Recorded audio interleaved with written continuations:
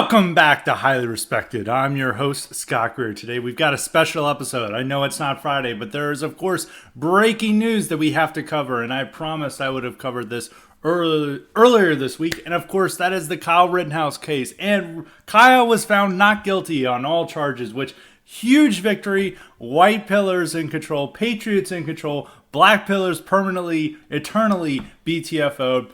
Everyone is, this is the decision we were all waiting for and hoping for. It, of course, took a lot longer than we thought, and it shouldn't even reach the trial stage. I mean, this whole trial and case was a disaster on many fronts. Prosecutors kept hiding evidence. They kept manipulating evidence. They even found, there was evidence of them trying to manipulate witnesses and other things that showed so much misconduct and so much things that should have caused a mistrial with prejudice, not without prejudice, just the way the prosecution conducted this trial. But whatever the cost, whatever should have happened, we got the verdict we wanted. We got the verdict that was on the side of truth and that was plainly obvious to any person with common sense and has not been deranged and deceived by the mainstream media. So this is a huge victory. This is a huge white pill that Rittenhouse was able to get off. And, and as soon as we saw this case, we knew that he was innocent, that he shouldn't have been charged with anything, that he was protecting himself from violent criminals who wanted to harm him, and the jury and the justice system found him, he was acting in self-defense. He was right and necessary to use that self-defense. So, at least the justice system has worked in this one case. But people shouldn't actually, there's a lot of takes to say from this, and I'll go through a few of them. I mean, I think the main thing is that this is like a boost. I mean, we're seeing a lot of good things happening lately, or at least a few good things. Some of them are better or worse. I mean, this is a really good thing. Everyone had been predicting that, this guy, he's going to be found guilty.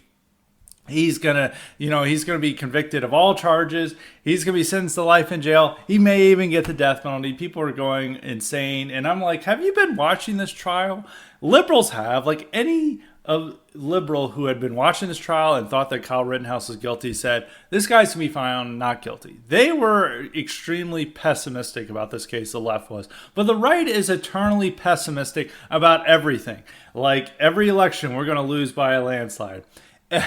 Any case, they're gonna arrest us all and deport us to prison camps. Like, there is a permanent state of black pilling, especially in recent months, but it's getting to the point that it's ridiculous. And I was seeing people on the timeline constantly saying he's gonna not be he's not going to be let off. He's going to be found guilty. The justice system won't let him walk. All these things. And there's constant state of blackmailing. And really, for when it's coming from anonymous Twitter accounts, it's one thing. The real problem was when it was coming from conservative legal analysts who were really... Their behavior during the whole trial was mostly egregious. Sometimes they were good, that they provided, commentary and analysis of things, and it was like, okay, they're providing this. But once the trial came to an end, they were getting outrageous. And these people were constantly nitpicking the defense, constantly claiming that they're doing a terrible job. And even then, they began attacking the judge. And it's like, can you imagine if we had had a liberal judge in this case, or any judge besides Judge Schroeder? Like, Schroeder, ripped the prosecution on a daily basis. He constantly was saying, you can't do that. He made this case work in a partial way in order to achieve true justice. And we wouldn't have seen that in many other judges. And we're very fortunate to have Judge Schroeder. And people kept nitpicking his behavior. Yes, he should have declared a mistrial with prejudice. But, this is a country. He is worried about, what may happen to him. He's getting death threats over his phone. He's 75 years old. He's like, I've never been put in this position. And most people don't really know what to do in this position. And he is maybe he was convinced that the jury was going to find the correct verdict, and he didn't need a rule for mistrial with prejudice. And that's what happened. So, maybe people should lay off the judge. Yes, the judge did a few things that he shouldn't have done, but nobody's perfect. And for the most part, he's probably the best judge that Rittenhouse could have ever had. And we could only imagine the horror show that would have occurred if it had been a liberal woman who had been appointed by a liberal, or it was very liberal in her stances, if she had been up there, and what would have happened with the verdict in that case. So we're very thankful to have Schroeder, and he shot down the prosecution. The prosecution, of course, was terrible. I mean, both Binger and Krause, Krause, the fat guy, a lunchbox, as people call him, was like probably the most unlikable lawyer I've ever witnessed in my life. If you witness the closing statements, he's like caustic and contemptuous towards the defense. He's like, how dare they say these things? These people are stupid. He's just like, there's this tone of just like, you are an idiot if you disagree with me the whole time. And everyone focused on Binger, but you have to realize, like, when Binger was the more likable of the two lawyers, and that's how bad the prosecution was. This is like a terrible case from the start, and that's what it is. But to go on to black pillars, I think the worst person in this regard was Robert Barnes. Robert Barnes, everyone talks about as like a great conservative legal mind and stuff. And this guy, he was a part of the defense team, and he was kicked off. And immediately when the trial started, he said the defense has blown it. Rittenhouse is going to jail. He's guilty. He had automatically been sowing the seeds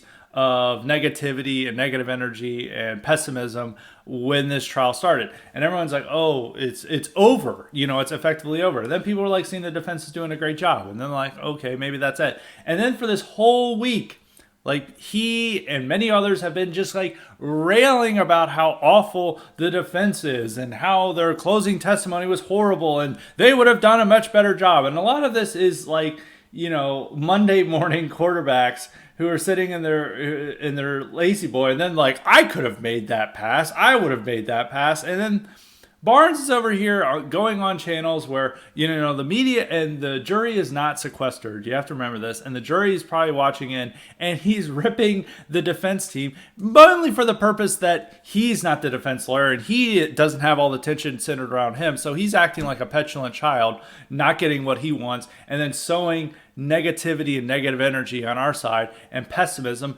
And what happened? He was proven wrong. So people should stop listening to people like Robert Barnes and all these people when they come out and they're just like grifters who want all the attention to themselves. And their legal analysis, I think, in light of how they analyze the Rittenhouse case, people should look at them much more skeptically and not be promoting them to spread black pills. And basically the solution to everything is, I need to be your lawyer. And, it turns out that, Kyle Rittenhouse's defense team got the victory. It's like a football team. They won the Super Bowl. They won it. Might have not been pretty. It might have not been perfect, but they won it. And, the guy who was kicked off the team, he's got no room to complain about that. And I think maybe if he had been on the team, Kyle Rittenhouse wouldn't have reached this verdict that he wanted. So I think that's needed to keep in mind. I think I'm tired of like this whole week was like full of people like repeating Barnes and the talking points of other people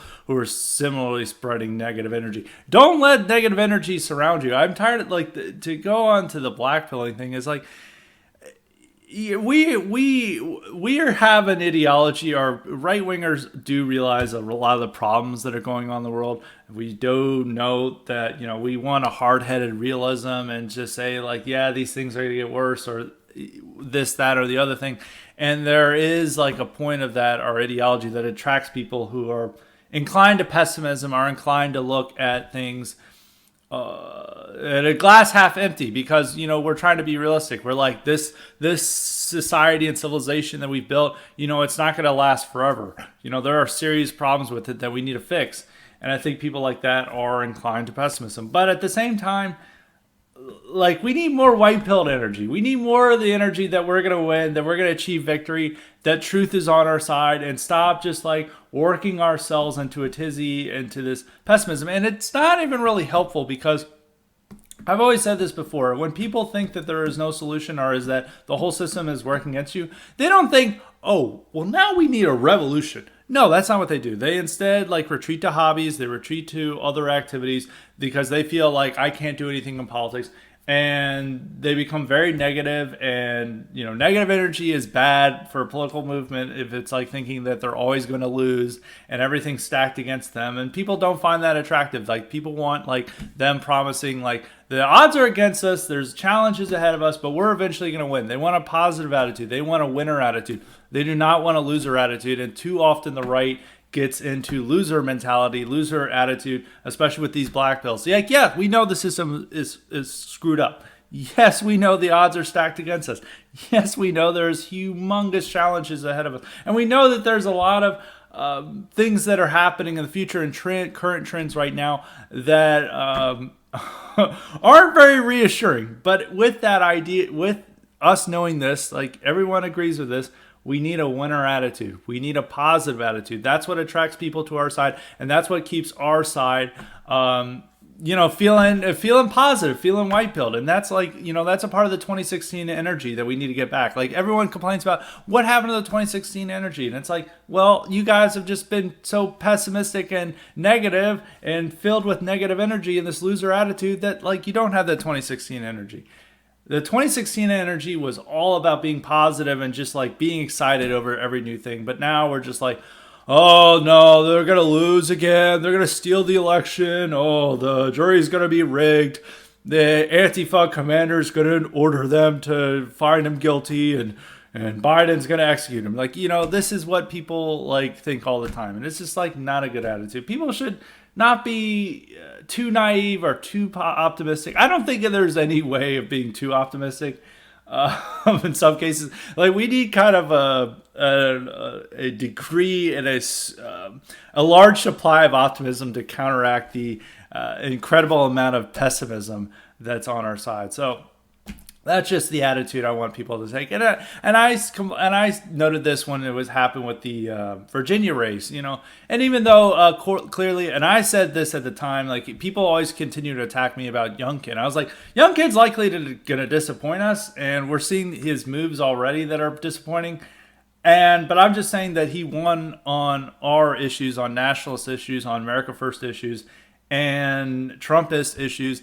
And that is a victory for us. And people at the whole time were like, they're going to steal this. We're going to lose. We're going to lose in a landslide. Everyone's like this. And even when it's like clearly showing he's going to win, like the entire internet right is like, oh, we're going to lose. It's over. And then he wins. And then they immediately got so upset that people have been calling him out on black pills. They then just got mad and argued for their black pilling. That's even the worst, that people will defend their black pilling. It's like, no, it's like, why are you defending being a negative Nancy? Like the whole, like, that's not a way to go about life. That's a loser attitude. That's a loser mentality. We need a winner attitude and a winner mentality to have a successful political movement. Now to go to the black pilling on the other side, which is once again an energizing force for us. It's just like 2016, seeing these people melt down over this. And this, we probably haven't seen this much of a meltdown since November of 2016. So it's great to see these people, the worst people in America, suffer through this. But I want to make this other point.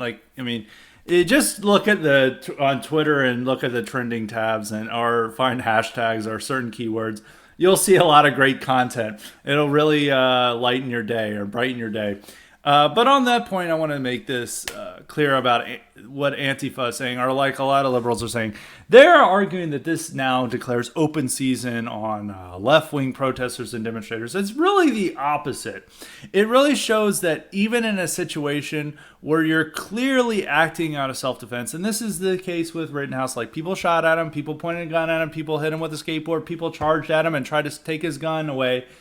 They will make you suffer. They will try to charge you with first-degree murder or whatever offense they can find you with if you try to defend yourself.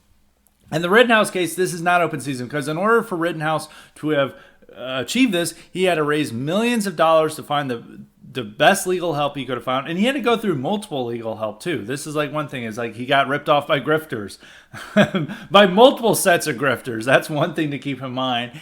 And he also had to have a judge that was sympathetic, or I don't even want to say sympathetic. It was just like realistic about the case and was shooting down the prosecutors. And that was another factor that may not be in the case. So it's like, no, it's not declaring open season, because as I pointed out in my last podcast about this, there's several other people like the guy Jay Gardner who owned a bar in Omaha, who also had to use his gun in self-defense when rioters attacked him during the George Floyd riots. He got charged with murder, and he realized, like, I'm not gonna have the resources to defend myself. I may be going to prison for the rest of my life, and he killed himself out of despair. And that's really more of the message being sent. Even with like Rittenhouse, it's great that he's getting off. The message is really being sent is like, if you are, unless it's like your, like absolutely like your business or home, like you really should not be going to these riots, because the state will come down hard on you and will use all its powers to ensure you go to jail for life. If you try to protect yourself from their pets, from their pawns who are going out and rioting in Antifa and BLM. So that's something that's definitely there to keep in mind with this. This is not declaring. It's not like leftist hysteria where it's like, oh, it's open season on protesters. It's actually the opposite. It's like, because Rittenhouse still suffers, and he's still going to suffer for the rest of his life due to this, and he's still even have to look over his shoulder to make sure people don't try to assassinate him, because all these leftists are threatening to kill him if he got off, and now he's going to have to worry about that for the rest of his life. And we've seen this with like Zimmerman and other people who got, and the officer who killed Michael Brown. Those guys, their whole life has changed. In many cases, their life is still ruined by this situation. So Rittenhouse, it's not setting a precedent for open season or allowing people to shoot demonstrators or leftists who attack them. It's instead setting the opposite, that you really can't use lethal force against them, and your only hope is that you are able to generate enough sympathy where you can raise millions of dollars for your legal defense, and you get a judge, and you get a base boomer judge. Like, that's like your only hope for survival, and that's not a precedent set. And Rittenhouse may still not be safe. I mean, there is a chance that the federal government will press charges against him, federal charges against him. I don't think they will, because it's very politically problematic to do that, because they know that the Republican Party sees him as a hero. They know that they're already in a weakened. Now, you may, as I said, argued before, like, the Democrats do have total power. The media will celebrate this, but I think even the media will be a little bit hesitant about this. And I think even DOJ, they do have they do have a few serious lawyers there. I mean, yes, they are power hungry and whatever, but they can literally see the case. The fact that they got a jury to find him not guilty on all counts, and they really can't say that there was there's not really any civil rights violation or racial angle to this where they can say it was like, oh, it was an all white jury and etc. I mean, like, the three people who shot were definitely not people of color, so I don't think that it'll work in that situation. They still may try.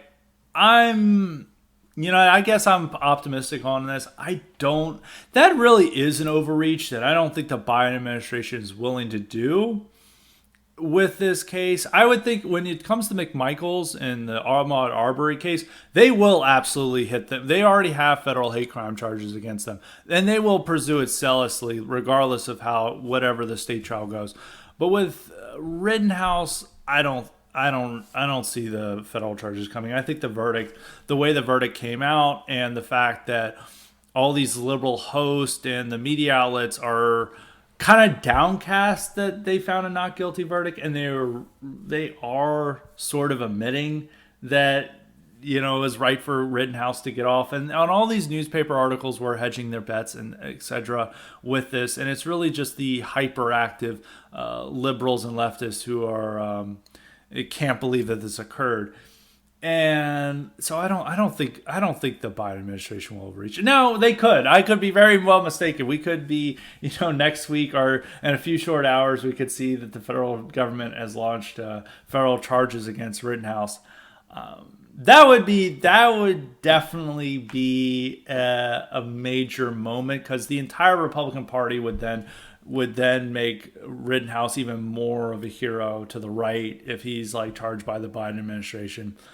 And I don't know if necessarily the federal government is the people in the Biden administration are this stupid to want to carry on this case. I think they just want to move on and we'll get the next person.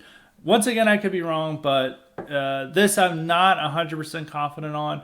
Yes, there is a chance that they may file federal charges, but I don't think they have the necessary political capital among the media to do that. I don't think I don't even think they have as strong enough federal charges in this case. I mean, maybe they could do civil rights violations or whatever, as they would in the Ahmaud Arbery case or in other things that they try to file federal charges on.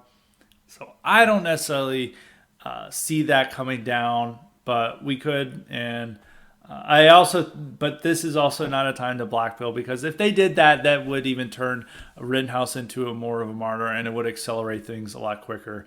But as I keep repeating myself, so I don't see that happening, but it is possible. The next possibility that could happen is riots. Well, this could be happening very soon, if depending on when you listen to the podcast, or it could have already happened or not happened, depending on what you happen on when you're listening to this. Antifa is really hyped up about this, and they are very angry about the way it turned out. And they have still been causing violence and rioting during the Biden years. There is not this, people have always said like, oh, it was only done to sway the election in 2020, but it really, in some ways, sort of helped Biden or helped Trump.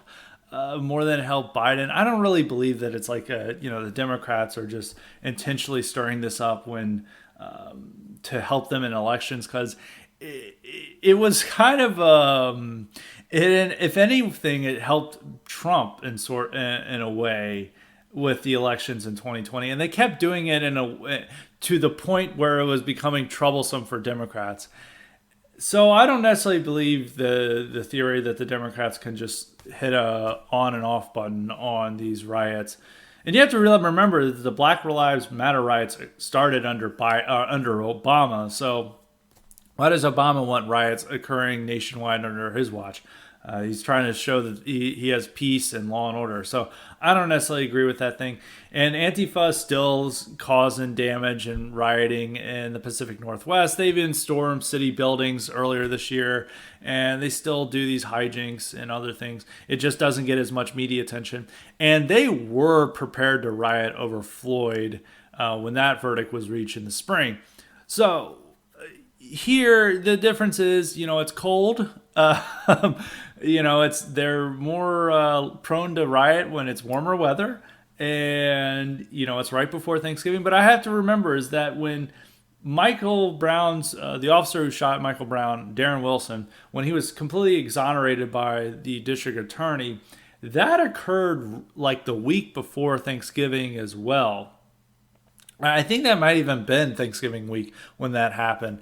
And they still rioted over that. So that's Thanksgiving week, and cold weather aren't necessarily impediments, but they are factors in possibly limiting the spread of riots. We're not going to have the George Floyd riots of summer of 2020 here, but you could see in a few places like Kenosha, maybe Portland, maybe Chicago, you could see some flare up and some disturbances. I think you will see some type of disturbances in Kenosha this weekend. We may, but I think that there's like a likely chance of that occurring. You've been seeing fights happen outside the courthouse and out in Kenosha, and people are angry about this verdict, especially the left and the Antifa, and they do have the capacity to do this. And people are like, well, Biden will come down hard on him. No, he's not. Biden won't even come down hard on the immigrants who keep flooding our country from the southern border. He's not, and even though that's hurting his presidency, he's not going to do shit about them. So they know they have carte blanche to riot. And even they know that from the prosecutors, the whole prosecutor's case was saying, rioters are protected and have the right to do whatever they want, and you have no right to stop their actions, and they can even beat you to death or do whatever they want with you if they view you as a threat, and they can claim you're an active shooter or whatever. And that's their argument they made, and Antifa heard that loud and clear. Then again, they may be so petrified that they think it's open season on them that they may not go out. So we'll have to see. I do predict some type of disturbances maybe some flare-ups in certain places. Of course, it will not reach the levels of the George Floyd riots of 2020. So to conclude on the Rittenhouse case, be white-pilled, be positive. This is a win for us, and lots of good energy should come out of this. Lots of great content should come out of this.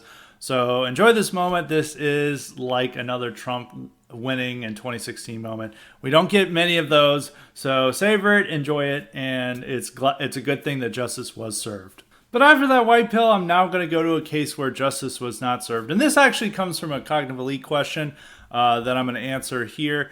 This cognitive elite question came like 2 days ago. So there's changes now that, it doesn't matter my answer because it's already been determined. This comes from Jack. He asks, what are your thoughts on CPAC and the Oklahoma Pardon and Parole Board advocating clemency for Julius Jones, and do you think he will be granted clemency despite all the evidence against him? Well, yesterday, clemency was granted to Julius Jones by Oklahoma's Republican governor, and Oklahoma is one of the reddest states in the union. And this guy, Oklahoma governor, claims to be a conservative, and he granted him clemency. Now, he did not. What they want is total innocence for our, Julius Jones completely cleared of charges, which he just gave him life without parole. I think they even were advocating for life with parole, but he insisted on life without parole. But all of Julius Jones's supporters celebrated in the halls of the Oklahoma legislature and elsewhere, and these things. So I'll discuss the Julius Jones case as this is happening at the same time at Rittenhouse, and this does show how messed up the justice system is, or how the justice system reacts to outside pressure. Julius Jones is a black man who, in 1999, he executed Paul Howell, who was a father, and he had stepped outside of his suburban, and he had just taken his family to go get ice cream. I think it is like sister and one or two of his kids were in the vehicle, at least one of the kids, and masked up. Julius Jones went up to him and executed him and stole his car along with an accomplice. And the sister had to gather the child, run away to ensure that a bullet didn't hit the kid or to protect the children. And this woman has identified Paul Howell's killer as Julius Jones for many, many years. And the whole family has insisted Julius Jones is the killer. And they want the death penalty. So in this case, the Oklahoma governor ignores what the family's wishes are and says, no. Julius Jones, we're going to give him clemency from the death penalty. Now, Julius Jones has many supporters among athletes and celebrities. Kim Kardashian is a huge supporter of him. Baker Mayfield is a huge supporter of him. The Oklahoma City Thunder are doing all they can for Julius Jones, and all these media accounts of this story imply this guy's innocent, because they say Julius Jones, who's a black man who's always insisted he's innocent of murder and didn't do it, was granted clemency. And the fact that he has tens of thousands and hundreds of thousands of supporters indicates that people think he's innocent. And all these, it's also driven by the sports media, is that if you're looking at all the people who are supporting this, it was all sports journalists and all athletes. And ESPN had this on their front page, and other sports sites had it on their front page as well. And they had news articles, and they're like, this has nothing to do with sports. And it's like, well, our favorite sports athletes are talking about it, so this guy must be innocent. Baker Mayfield says it? Whoa, I guess he's innocent. And this guy Julius Jones is clearly not innocent. His claims of not being involved are laughable. He insists that he was at home at his mom's house eating cookies when this occurred.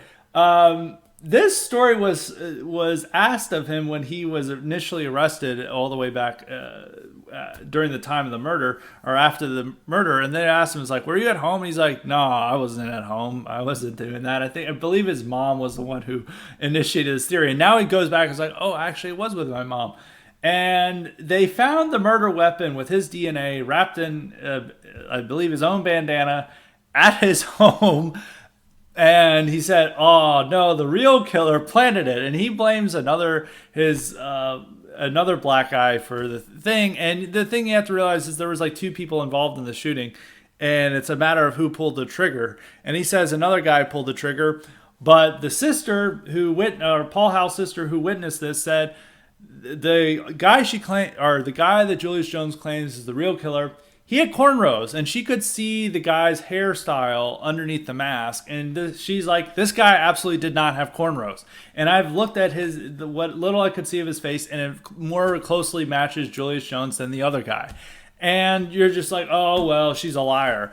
And there's also the DNA evidence, which he claims that the real killer planted on him. It's like, well, wouldn't that have the killers? Why is the dude throwing his own buddy under the bus? And this guy and Julius Jones in prison has district attorney has said that he's a member of the Bloods gang. He's been noted for numerous disciplinary problems and committed crimes while in jail, and he's also making a ton of money in jail, probably through the drug trade or whatever way the gangs make money, because he sent a substantial amount of money to his family outside of the jail.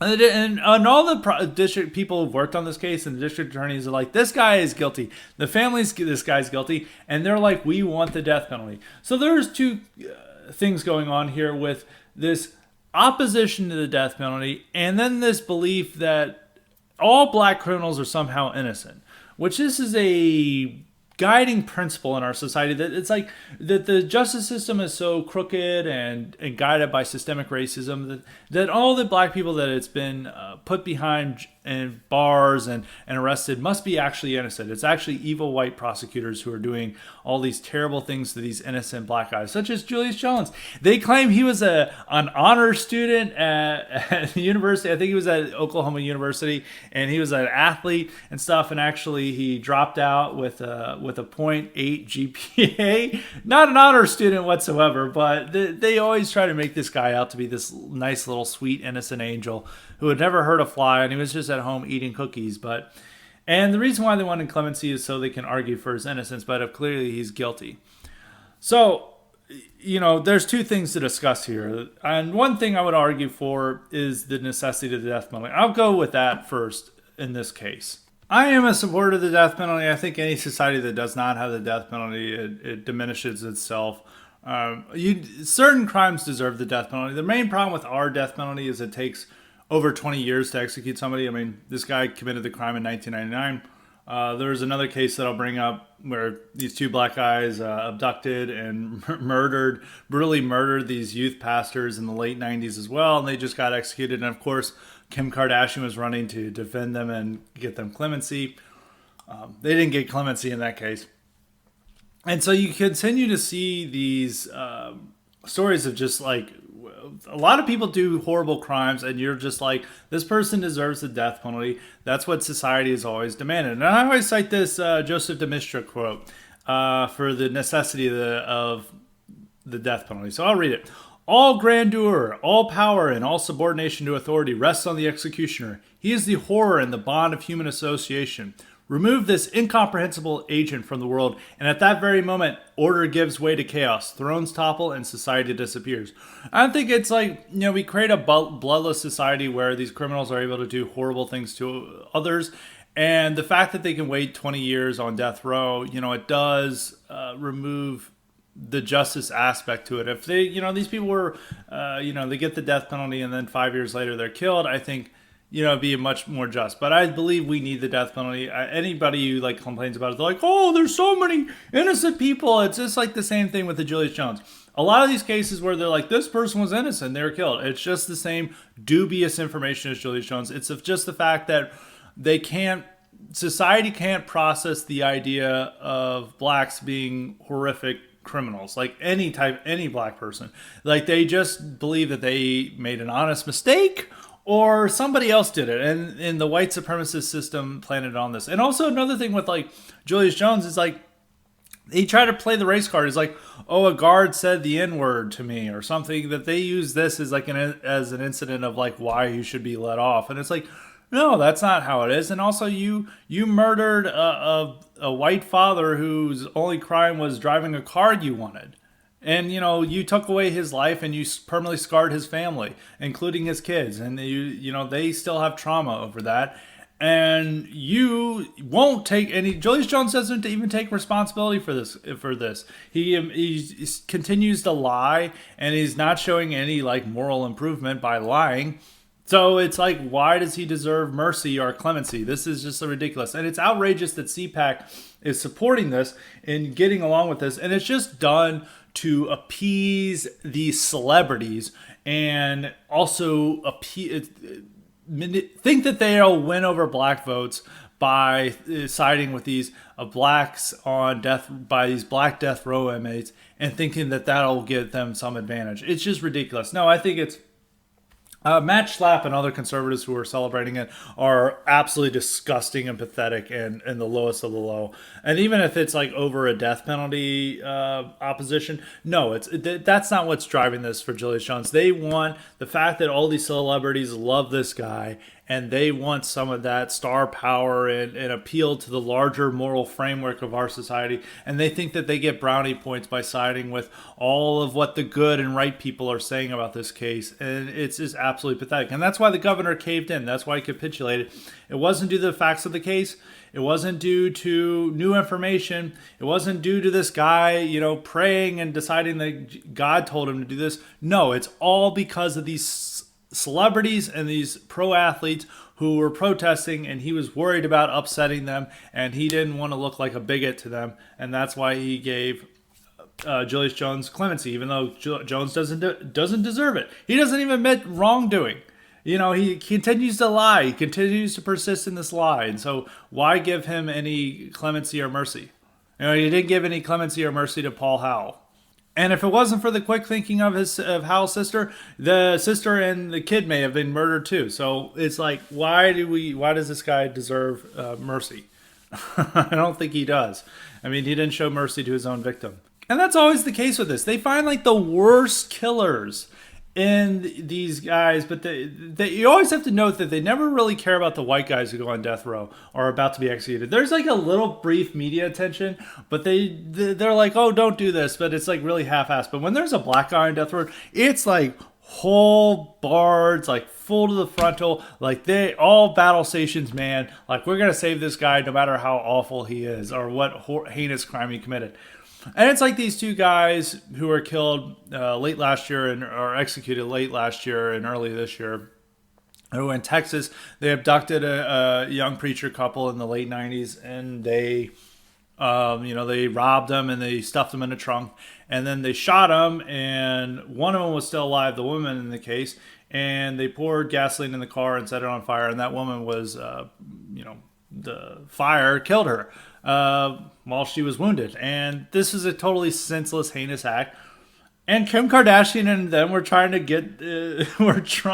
get clemency for these guys. Like, oh, it's so heinous, it's so terrible what these guys did. It's like these people showed no mercy to a youth pastor couple. Like, that's just like the worst like a possible crime you could have. And just the way they did it, just the heinous and senseless way, and just like burning one of them alive at least. It's like, what?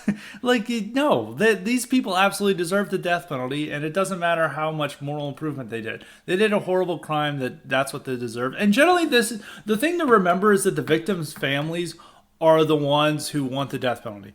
They are generally the ones who are pushing for it, because if like the victims' families didn't want it, the state would probably back off. But in all these cases, the victims' families want it, but they're always ignored. The victims' families, no one ever talks to them. The media never approaches them or interviews them, and they're re-traumatized by this whole affair, especially in the Julius Jones case, because you have to think is like there are family members who witnessed the murder.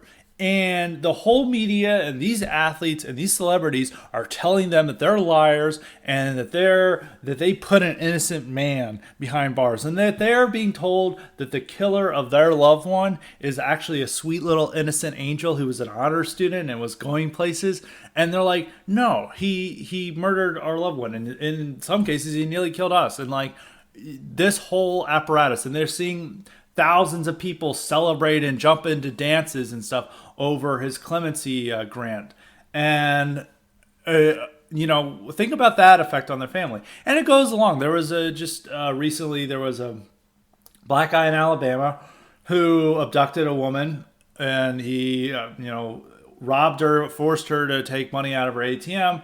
And then he was like, oh, what should I do? And like one of his, I think a relative or sister or whoever one of his accomplices is like, oh, we can't let her go. And he's like, oh, that's a good point. So took her out in a cemetery and executed her point blank. And and if they're not using the argument that this person was innocent or that they've somehow become a sweet little innocent person in jail, and showed moral improvement, they then use the low IQ, because this is the only time that IQ matters. Like liberals always say IQ is a white supremacist invention. It's not real. It doesn't mean anything unless a black person is on death row and they need to be spared. And this guy claimed they had an IQ in like the low 60s.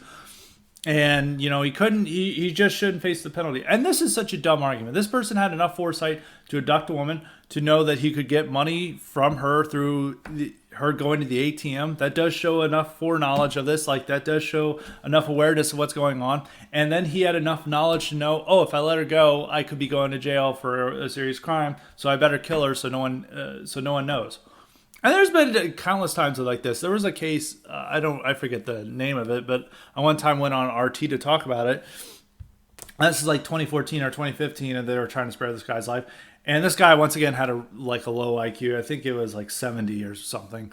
And they were trying to say, oh, this guy had too low of an IQ to know what he's doing. And this guy had ordered his victims to bury their own graves and then shot them. And once again, that shows that they're just not like some lumbering idiot who just doesn't know what they're doing. They're like, oh, gun raised, point. Oh, I didn't realize what I was doing. This does show enough foresight and awareness of what they're doing to indicate that they're culpable for their crime, and you can't blame it on their low IQ. And it's outrageous that liberals deny that IQ exists, but unless it comes to the case of the death penalty. I know if I was on death row, I would not have this argument in my favor.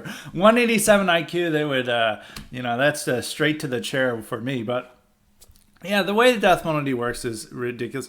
It would be nicer if we brought back firing squad or something. And I think there is clear thing that they're botching lethal injection, which I can just imagine that one, they're limited on the supply that they're having to use, and they're having to use backup supplies because companies are no longer making a lot of the supplies needed for it, and the people involved are probably not fully prepared to make sure it function, which a firing squad is much more humane than lethal injection in my opinion.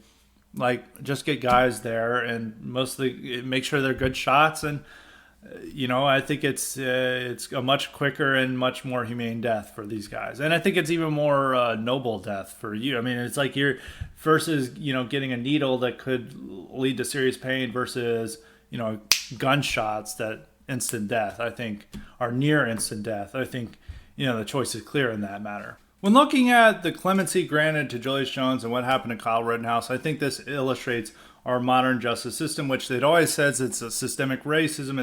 It's so evil and racist. And if Kyle Rittenhouse is a black guy, he would have been shot and murdered, or he would have been given the death penalty. That's just not the case at all. I mean, our system now favors POC much more than whites, especially when whites are accused of crimes that become politicized in hot stories in the media. They're much more likely to face tougher sentencing. And this goes to this point that I want to conclude on, was that Martyr Made, a lot of people like Martyr Made. He's a big account. He had a famous thread about conspiracy that Tucker Carlson read and even Trump alluded to. That thread was whatever. But regardless of what you thought about that thread, he has some cold takes lately. And one of them was about Rittenhouse. And he said, if you're looking at the Rittenhouse case, think about what's just happening with the prosecutors lying about Rittenhouse. Think about what prosecutors are doing to inner city blacks accused of crimes, and what terrible things when the media is not watching. And the thing to note is the prosecutors are likely reaching a plea deal, because over 90% of cases reach a plea deal. They don't even hit the court, and even for most crimes. So they're reaching a plea deal, and there's no media attention to it. Prosecutors have no reason to overcharge or work hard to ensure that or do more work than is necessary because they're not going to get a start. The reason why Binger and Krause were so awful is because they thought they would get a media deals off this and that this would be their ticket to political fame and to political power. And because the media is watching them and there's all eyes of the nation are on them and they're getting attention. When it's just like some black gangbanger who's like accused of shooting another gangbanger. There's not many witnesses, but they have him with the gun. And, there's no real media attention to it. They'll just like, okay, I don't really want to work on this case. Here's a plea deal. It's probably less time. You'll serve less time than really is necessary and what you really deserve. And here you go. And now with all the criminal justice reform, these guys are just being let out and charges are dropped to them. I mean, like hundreds of cases in New York City have been dropped against various levels of criminals that are arrested in New York City. Most of them are non-white. And a lot of them are violent criminals, and now they're able to go commit war crime. And there's always stories when there's some like high profile assault on an Asian or something in like a subway or whatever in New York City. The guy has always like got a long criminal rap sheet where this person should have been in jail and in prison. But due to the new criminal justice reform mindset, these people are let out and no charges are filed against them.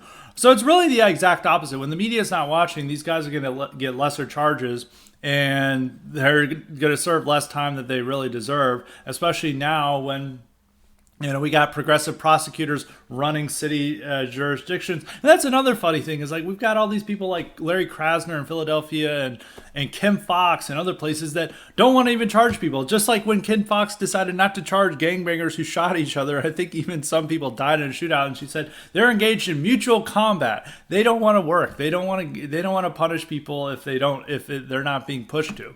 But if you are a white guy who gets, defends himself against rioters, you can expect the book to be thrown against you. But if you're just like a standard non-white criminal operating in the city and you do something really bad, you shoot somebody or whatever, and that person doesn't really matter or their media won't pay attention to it, you can expect a lenient sentence and lenient charges and a plea deal and whatever, and you go on your way. Or you may even expect your charges to be dropped.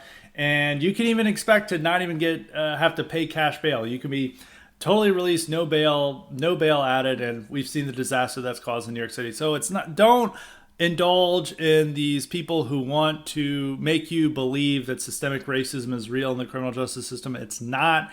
If anything is the case, the opposite is true, is that a white guy who stands charged with a politicized crime or a crime that is gaining media attention has a much tougher time in the judicial system because the system will throw much more against them than does the standard POC criminal charged arrested for murder or shooting or whatever in the hood.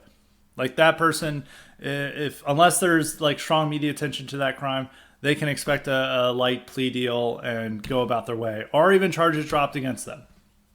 So don't fall for the trap of believing in systemic racism and what the left says about our criminal justice system and how prosecutors lie and do this stuff. Yeah, prosecutors a lot of them are shady characters, but when it comes to most of the crime actions they're going against, especially when it's like inner city crime that nobody really cares about except for maybe one local media story, when the camera's not watching, they're more likely to not do their job and to offer plea deals. And as that is shown in over 90% of cases. So don't fall for that trap. And that is my final note for today's Highly Respected. There's going to be no Highly Respected this week because next week's Highly Respected is what you're listening to right now. Have a happy Thanksgiving, and we will have an IQ supplement though, so be on the lookout for that. So until next time, stay respected.